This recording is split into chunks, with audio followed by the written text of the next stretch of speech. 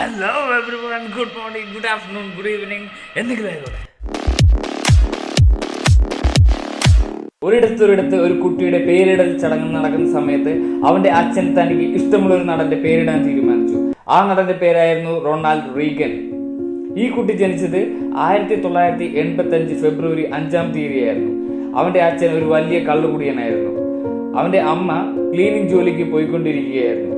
അവന്റെ അച്ഛനായിരുന്നു അവന് ആദ്യമായി ഫുട്ബോൾ കളിക്കാൻ പ്രേരണ നൽകിയത്. അവന്റെ അച്ഛൻ 2005-ൽ കരൾ സംബന്ധമായ രോഗം മൂലം മരിച്ചുപോയി. അവന്റെ 2 സഹോദരന്മാരും തന്റെ സഹോദരനും പിന്നെ അമ്മ മാത്രമായി ഒരു കൂട്ട്. അച്ഛൻ മരിച്ചു പോയത് കൊണ്ട് ആ കുടുംബം നോക്കാൻ അവനും അമ്മയ്ക്കൊപ്പം ക്ലീനിങ് ജോലിക്ക് പോകാൻ തുടങ്ങി. എന്നാൽ തന്റെ സങ്കടങ്ങൾ മാറ്റാൻ അവൻ കണ്ടുപിടിച്ച വഴിയായിരുന്നു തന്റെ കൂട്ടുകാരുമായുള്ള വൈകുന്നേരങ്ങളിലെ ഫുട്ബോൾ കളി. 8 വയസ്സായപ്പോൾ തന്നെ അവനൊരു ചെറിയ ക്ലബിൽ കളിക്കാൻ അവസരം കിട്ടി. പക്ഷേ അവൻ തീരെ മെലിഞ്ഞിട്ടായിരുന്നു. രാപകലില്ലാതെ അവൻ തന്റെ ഫിറ്റ്നസ് റെഡിയാക്കാനായി വർക്കൗട്ട് ചെയ്തുകൊണ്ടിരുന്നു. ഇവനൊരു ഹൃദയ സംബന്ധമായ ഒരു പ്രശ്നം കൂടി ഉണ്ടായിരുന്നു. അതെന്താണെന്ന് വെച്ചാൽ കളിക്കുന്നില്ലെങ്കിലും വെറുതെ ഇരുന്നാലും ഒക്കെ അവന്റെ ഹൃദയം ഭയങ്കര വേഗത്തിൽ ഇടിച്ചുകൊണ്ടിരുന്നു. ഇതിനായി ഒരു ശസ്ത്രക്രിയയ്ക്ക് വരെ അവന് വിധേയനാകേണ്ടി വന്നു.